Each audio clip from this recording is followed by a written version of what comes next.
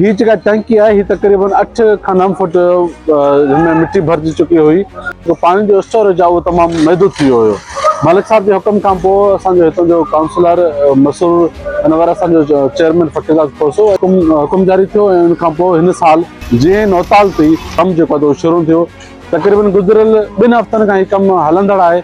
इंशाअल्लाह ताला असांखे उम्मीद आहे त पाणी जे अचण खां पहिरीं ही कमु क्लियर करे वध खां वध जेको आहे पाणी जीअं आईंदा साल जीअं नौताल थिए त पाणी वध खां वध स्टोर थी सघे। वारा जेके काउंसलर हुया उन्हनि बि टंकी जी सफ़ाईअ जे लाइ जदोजहद कई हुई ऐं सफ़ाई जो मरहलो शुरू बि थियो हुयो लेकिन अधु में बंदि थी वियो हो। ॾिसो उन्हनि बि पहिरियां कोशिशि कई हूंदी। नौताल असां वटि अॻे थींदो 15 ॾींहंनि जो, हींअर थोरो वधीक थो थिए छो जो केबी फीडर जो कमु हलंदड़ आहे। थी सघे शार्ट टाइम जे करे थी सघे उहो कमु मुकमल न थी सघे हूंदो, पर हिन में जेका महिनत आहे जेका कोशिशि आहे उहा असांजे MP साहब जी आहे।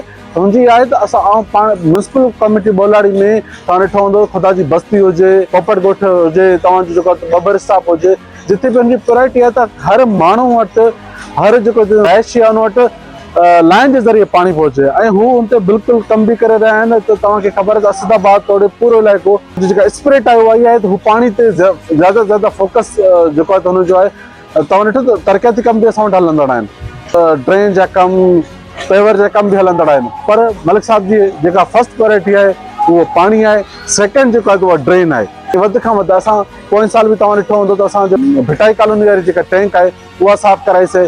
हींअर हिकिड़ी टैंक ही साफ़ थी रही आहे ऐं उनखां अलावा हिकिड़ी टैंक साइड एरिया में बि जेका आहे उहा असीं साफ़ कराई आहे।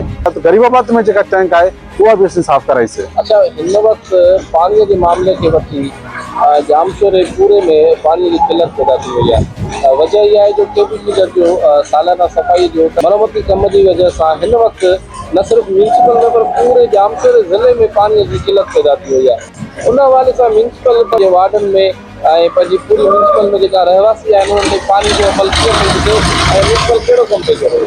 ॾिसो असांजी जेका प्रायोरिटी आहे त वधि में त मलिक साहब बि DC साहब सां ॻाल्हायो आहे। कराची वाद जो केबी फीडर जो कमु आहे उहो जेको असांखे अल्टीमेट टाइम मिलियल हुयो उन में उहो पूरो करनि। इरिगेशन अमलदारनि सां बि ॻाल्हायो, ऑफिसरनि सां बि ॻाल्हायो आहे त हितां जो जेको केबी फीडर जो पाणी आहे उहो जल्द बहाल करनि ऐं इंशाअल्लाह ताला असांजो जेको म्यूनिसिपल जो जेको हाल आहे असां पंहिंजे वसार टैंकर जेको मलिक साहब जे हुकुम सां जेके ग़रीब माण्हू आहिनि उनखे टैंकर प्रोवाइड करे रहिया आहियूं ऐं इंशाअल्लाह ताला उहे कंदासीं।